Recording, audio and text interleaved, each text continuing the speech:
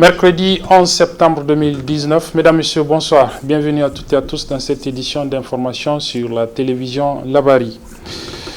Face aux reproches et aux incriminations des enseignants contractuels par rapport aux services que leur offre la société Niger Post, 4 syndicats du secteur de la poste et de l'épargne réunis en collectif ont rendu public cet après-midi une déclaration relativement à cette situation. Le résumé de celle-ci avec nos reporters Ibrahim Abdou et Adam Soumana.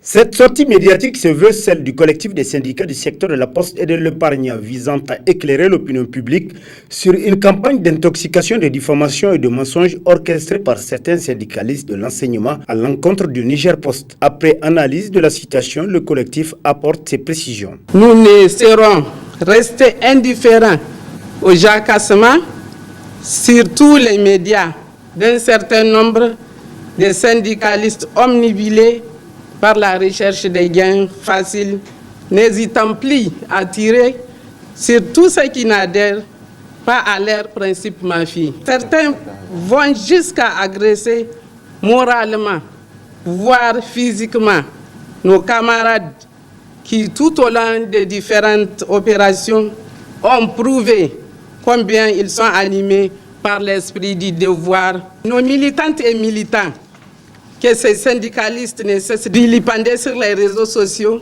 renoncent parfois même aux jours fériés et acceptent de travailler au-delà des heures réglementaires, car sachant les conditions précaires dans lesquelles se trouvent ces travailleurs, faute de représentants valables auprès de leurs employeurs que l'État. Et encore plus grave, d'autres syndicalistes sont allés plus loin de leur démarche en exigeant même le départ de certains receveurs, comme si Niger Post a besoin de leur avis pour nommer son personnel. Occasion également pour ces syndicats de revenir sur les prouesses réalisées par Niger Post dans le cadre de ce partenariat avec l'État. Pendant que le partenariat avec Niger Post a permis à l'État du Niger d'économiser près d'1 milliard de francs CFA par mois, uniquement sur les pécules des contractuels de l'enseignement, c'est en ce moment même que les syndicalistes alimentaires cherchent coûte que coûte à faire capoter l'opération. Aussi, le collectif des syndicats du secteur de la poste et de l'épargne a tenu à lever tout équivoque. C'est le lieu de saluer ici certains syndicats du secteur de l'enseignement qui ont épousé la vérité plutôt que de faire du mensonge leur feuille de route. Dorénavant, nous, syndicats du secteur de la poste et de l'épargne, utiliseront tous les moyens légaux à notre disposition contre toute attaque infondée des brebis galaises sur Niger Post et son personnel. Par conséquent, nous saisirons qui de droit pour toute menace ou agression sur nos camarades. À bon entendeur, salut. Il urge que les syndicats de l'enseignement concernés et ceux de la poste et de l'épargne se retrouvent autour d'une même table pour éviter à l'avenir certains travers. Un forum d'information sur l'initiative d'une charge élevée a un fort impact sur le paludisme dans la région de Niamey se tient depuis ce matin. Le résumé de la cérémonie d'ouverture de ce forum avec nos reporters Aboubakar Souley et Asmaou Seydou. Lutter contre le paludisme en Afrique en général et le Niger en particulier, c'est l'objectif que vise ce forum d'information et de planification sur l'initiative d'une charge à un fort impact. Le paludisme, une maladie qui demeure au Niger un problème majeur de santé publique au regard de son impact sanitaire et socio-économique. C'est donc une nécessité absolue de mobiliser et coordonner les financements pour une utilisation efficace des ressources dans un contexte où les financements sont limités.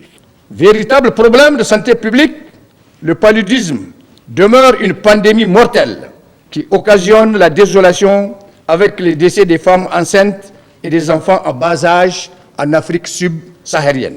Selon les données du DHS, la région de Niamey a enregistré 230 411 cas de paludisme notifiés au niveau des formations sanitaires avec 191 décès en 2017. 250 579 cas en 2018 avec 655 décès. 800 824 cas en 2019 avec 244 décès.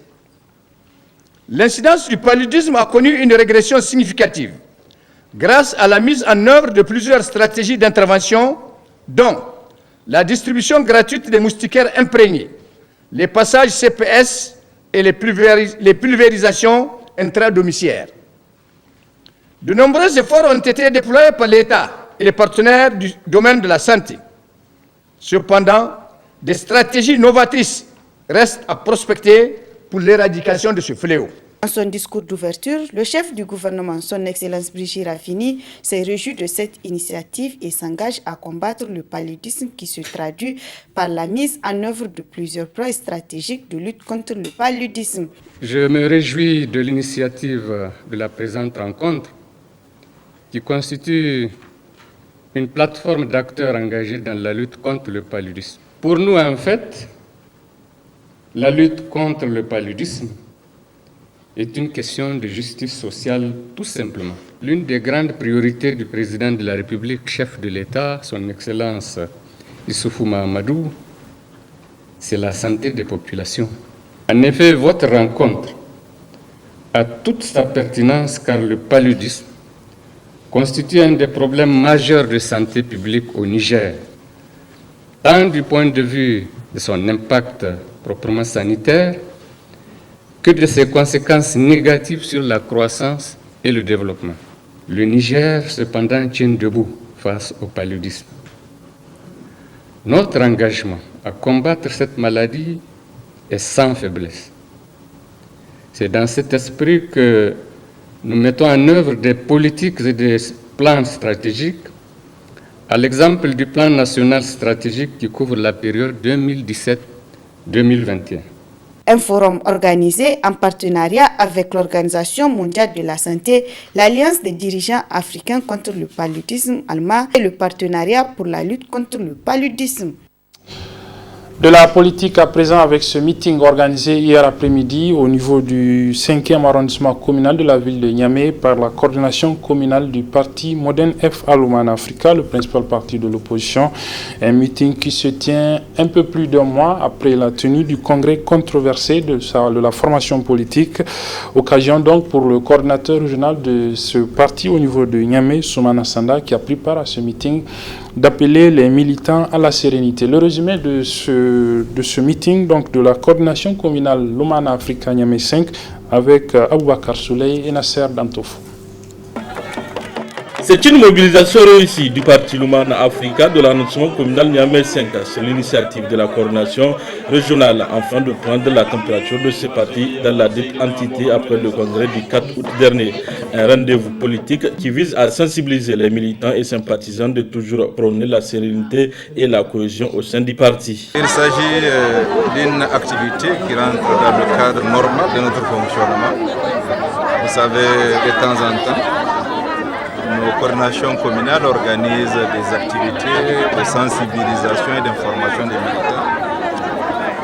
Et je pense que c'est d'autant plus nécessaire au sortir de notre congrès ordinaire du 4 août à Niamey que nous passions remercier les militants pour avoir tenu bon, pour avoir reçu de manière très adéquate les différentes délégations qui ont fait le déplacement de Niamey et aussi pour leur dire de se tenir toujours prêts et mobilisés afin d'affronter les défis à venir.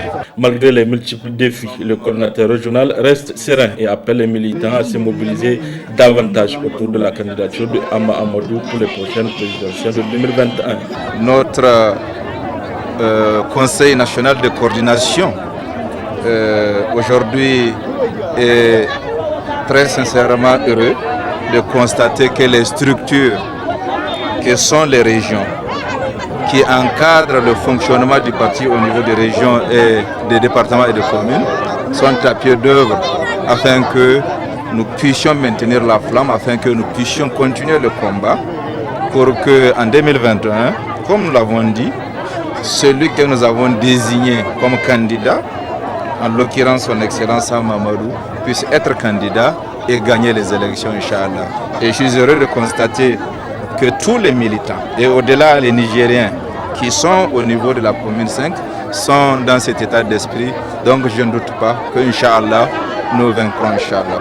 Notons que cette rencontre de la coordination communale Niamey 5 et la coordination régionale Niamey s'inscrit dans le cadre des assemblées générales tournantes au niveau de la capitale Niamey.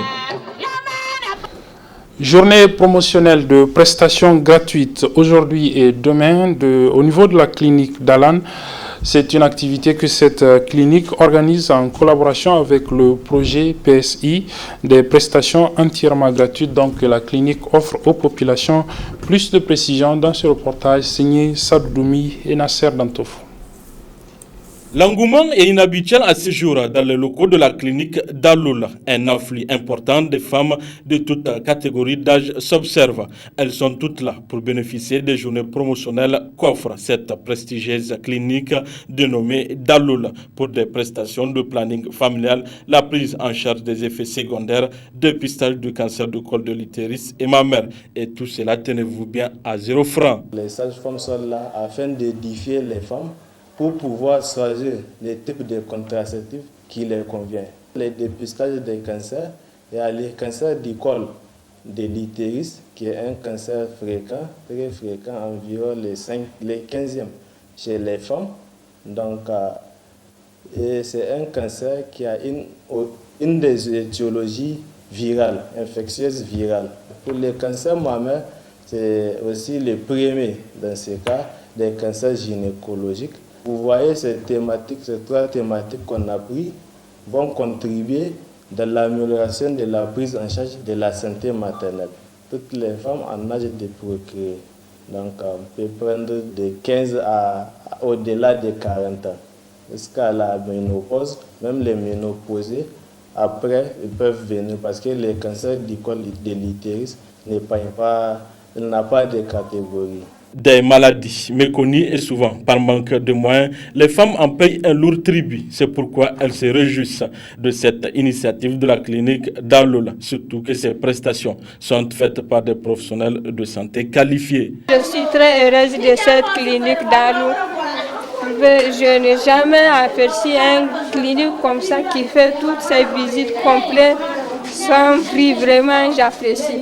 Il n'y a pas une des cliniques comme ça dans la ville de Niamey. J'apprécie beaucoup vraiment la clinique d'Aloula. Voici mes résultats en main. Vraiment. De venir se consulter pour voir leurs problèmes. Il est invité, il est inir kubayni inir no hawru inir safar ba dalnir mambala iri kair sabu kulu jadde yakino kan itene de do akilik fora kulu sabu zamwane onno ngir mu ko kilni kere de isi ga talaka kubay kilni kere su koy subam yar sabu wallahi mun zo da bidan magani aka ce muna an zo ana test na diba col de l'utérus saboda mu ko da muka shi muka kamo hanya muka zo kira ta da zana ma sauran mata su yi so su sayo niyya su zo tunda diba lahiya abu na muhimmanci ga kowa. Améliorer la qualité de vie de la femme par de telles actions salvatrices est le credo de la clinique d'Aloula grâce au soutien de l'ONG PSI Niger. Le dépistage de routine ne prend que 3 minutes.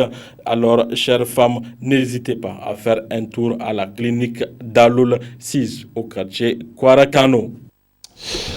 La 9e édition du prix de l'excellence, une initiative de la fondation Gouri Vie Meilleure de l'une des épouses du chef de l'État, notamment Aïssata Issoufou, un prix qui vise à promouvoir l'excellence dans l'enseignement donc au Niger. La 9e édition de ce prix s'est tenue hier au niveau de l'Académie des arts martiaux sous le thème l'éducation scientifique et technique pour un Niger émergent. Le résumé de la cérémonie avec nos reporters Sadou Doumi et Adam Soumana. Fidèle à sa tradition, depuis l'avènement de la 7e République, la Fondation Gouri Vie Meilleure de la première dame Hadja Aïssata Issoufou organise par la présente cérémonie la 9e édition du prix de l'excellence. Un prix qui vise à promouvoir la culture de l'excellence dans l'enseignement au Niger, vivement loué par les ministères de tutelle dont le porte-parole a exhorté les récipiendaires de cette année à redoubler d'efforts. Loin d'être une simple manifestation, la fête de l'excellence et du mérite se présente comme une importante contribution à la recherche de la qualité de tous les secteurs de l'éducation et de la formation. Chers lauréates, chers lauréats, les prix qui vont vous être remis tout à l'heure vous honorent. Ils honorent vos parents, ils honorent vos enseignants, ils honorent le Niger tout entier. Soyez-en fiers. Par ailleurs, je vous invite à redoubler d'efforts pour continuer à mériter cette importante distinction, et ce jusqu'à la fin de votre cursus et bien au-delà. Quant à la première dame Aïssata Issefou, marraine de ce prix, elle a à cette occasion fait la genèse de ce prix et l'objectif à lui assigné. De 2011 à ce jour, bien plus qu'une initiative, le prix d'excellence et de mérite du Niger est une tradition qui a récompensé au niveau national plus de 2500 élèves, étudiants et enseignants qui se sont distingués par leur professionnalisme et leurs efforts tout au long des années académiques.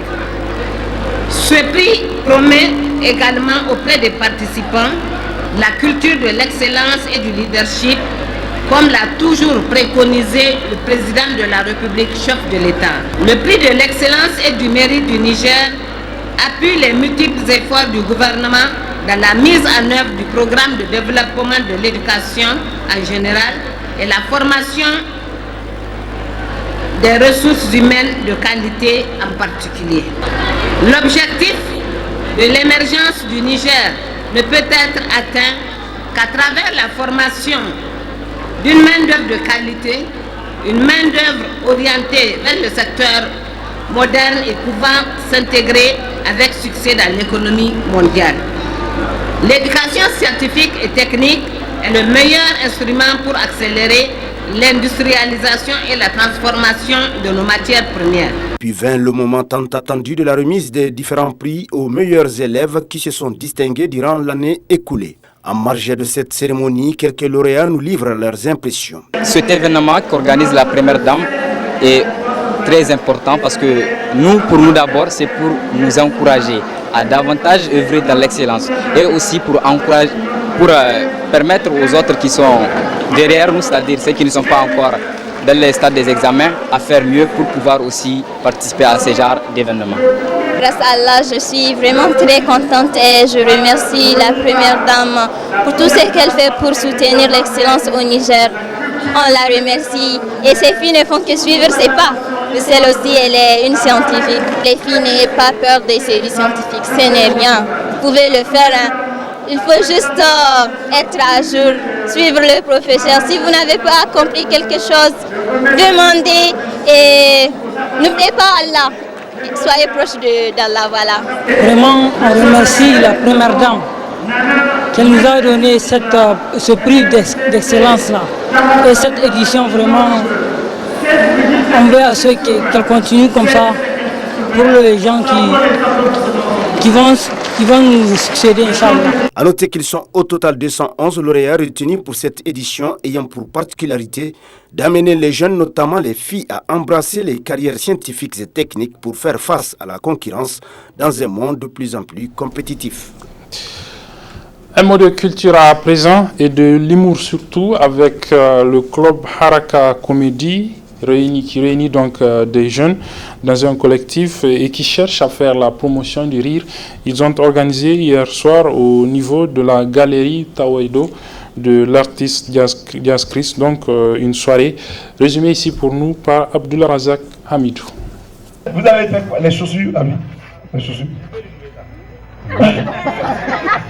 Beaucoup d'émotions, du fou rire également pour ce deuxième numéro du Haraka Comedy Club. Un cadre humoristique où des jeunes se retrouvent et donnent de la joie, de la bonne humeur, mais aussi de la santé. Le rire est avant tout thérapeutique. On est ému, hein, on est très ému parce que sincèrement on ne pensait pas drainer tout ce beau public. Donc on est vraiment content qu'on ait pu jouer ce qu'on a voulu vraiment jouer, proposer au public et aussi avoir voir qu'ils étaient aussi émus et puis sentir qu'ils ont beaucoup ri. Donc on est vraiment content. Ouais. Vous voyez, on essaie au moins de s'inscrire un peu dans cette lignée-là, parce qu'à l'instar d'un peu de la sous-région, c'est-à-dire on voit que l'humour, le stand-up se développe assez rapidement. Donc on s'est dit que nous aussi, pourquoi aussi à Niamey, parce qu'on a le talent, on a la matière, donc il suffit juste de le travailler. Et c'est pour ça qu'aujourd'hui, on a vraiment décidé de créer notre propre comédie club pour au moins faire en sorte que notre public aussi, pas qu'à la télé, puisse avoir son propre moment, son propre instant de rire. Et ici dans nos locaux, c'est avec que des artistes nigériens que vous avez vu défiler. Et on a fait venir un artiste du Bénin quand même pour nous tenir en formation. Il nous a vraiment formés pendant 5 jours et voilà le résultat aujourd'hui. J'encourage beaucoup l'initiative, j'ai beaucoup aimé. En tout cas, je n'ai pas eu la chance de participer à la première édition. C'est là la deuxième édition, je viens d'assister et en toute honnêteté, j'ai beaucoup kiffé. J'encourage vraiment Harka Comedy Club à continuer de cette façon parce que nous vraiment on a beaucoup kiffé. Je regrette d'ailleurs d'avoir zappé la première édition parce que là je me suis déplacé, j'ai vu comment c'est, en fait ça distrait. Et c'est une première au Niger, c'est une première. Donc j'encourage tous ceux qui sont comédiens nigériens d'intégrer le groupe Harka Comedy Club et même ceux d'ailleurs, en fait, même les comédiens qui sont à l'international, en tout cas, venez visiter le truc Harka Comedy Club, Inch'Allah, vous allez kiffer. Parce que moi, personnellement, j'ai vraiment aimé et je les encourage. Ça m'a vraiment aidé. Là, je vais passer le week-end, en tout cas, pour le moment, je peux te dire que Harka. Des jeunes humoristes nigériens talentueux auxquels s'ajoute Chromosome, artiste humoriste béninois venu apporter sa touche. Que l'Afrique bouge et si l'Afrique doit bouger, c'est sa jeunesse qui est souvent un problème. Cette jeunesse, les vieux vont nous traiter de ce qu'ils veulent quand même, mais je pense qu'on n'a pas eu les mêmes avantages qu'eux. D'accord. Et aujourd'hui, on est livré à la masse média, on est livré à l'internet et tout ça. Et puis, c'est pas nos parents, avec le CEP, ils travaillaient déjà. Vous imaginez, le CEP, ils travaillaient déjà, ils étaient déjà recrutés dans la fonction publique. Aujourd'hui, avec le master, tu n'es pas sûr de trouver du travail. C'est de plus en plus rare. Donc quand on trouve des jeunes qui décident de se lancer dans un autre domaine d'activité quand même, qui est l'humour, qui a déjà pris énormément en France. Aujourd'hui, l'humour est logé sur la même enseigne que la chanson. Ouais. Un maître Guélus, il ne dépasse pas un Gadiel Mallet en France. C'est pas possible. Chacun a son public, chacun est star et grand star dans son pays. Donc c'est super important. Je suis venu ici dans ce cadre d'entraide, de solidarité entre jeunes, aider à m'aider pour former des gens, essayer de former ces jeunes-là. Ce rendez-vous humoristique qui a tant manqué est désormais là. Il est à retrouver tous les premiers samedis du mois. Pour refermer ce journal, un mot de sport avec le début hier après-midi au stade municipal de Niamey du championnat national de football des cadets. Toutes les régions de notre pays sont représentées à ce tournoi dont l'épilogue sera le 19 septembre prochain. Le résumé avec nos reporters Aboubakar Souley et Ibrahim Abdou Tikire. C'est parti pour 14 matchs comptant pour l'édition 2019 du championnat national de football des cadets. Une compétition interrompue suite au retrait du sponsor du tournoi à une période. Depuis 2015, à l'issue des tournois Jeunes Talents que notre sponsor organisait à l'issue de ces différents tournois, nous avons pris la décision à partir de 2015 de transformer ce tournoi-là en championnat national des U17. Ce qui nous a permis d'ailleurs de pouvoir monter des équipes qui nous ont valablement représentés à la CAN et au Mondial en Inde en 2017. Donc c'est sur cette lancée que nous sommes. C'est aujourd'hui le championnat, la phase finale de ce championnat, puisqu'il se déroule en 2 phases. Il y a une phase régionale où au niveau des régions les gens ils font de la compétition et ils montent des équipes au niveau régional. Et ce sont les sélections régionales qui se retrouvent ici, généralement en août. Cette fois-ci, nous avons été très pressés par la CAF pour rentrer dans le calendrier international, ce qui a fait que nous n'avons pas pu commencer en août et que nous sommes aujourd'hui en septembre.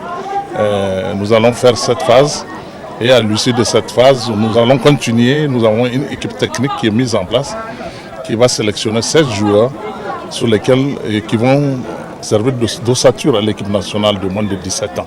Véritable opportunité pour les jeunes footballeurs de faire étalage de leur talent. Le championnat national U17 est également une occasion pour les techniciens de procéder à une détection. Nous avons 4 techniciens qui ont été désignés par le comité d'organisation. Ils vont suivre, s'ils ne sont pas aujourd'hui là, c'est qu'ils vont commencer demain. Dans tous les cas, ils sont investis pour cette mission. Ils vont faire la sélection et nous comptons sur eux pour faire cette sélection. Fenifoot qui, sur ses fonds propres, qui organise ce championnat, avec la collaboration évidemment très désintéressée des ligues. Et je tiens à les remercier ici et à souligner que les ligues régionales, elles ont fait sur fonds propres la phase régionale qui s'est passée sur leur territoire. 2 poules de 4 équipes ont été constituées. Poule A, Maradi, Dosso, Zender et Difa. Poule B, Agadez, Tilaberi, Niamey et Tawa. Pour le compte de la première journée de ce mardi 10 septembre 2019, les cadets de Dosso ont battu ceux de Maradi 4-2.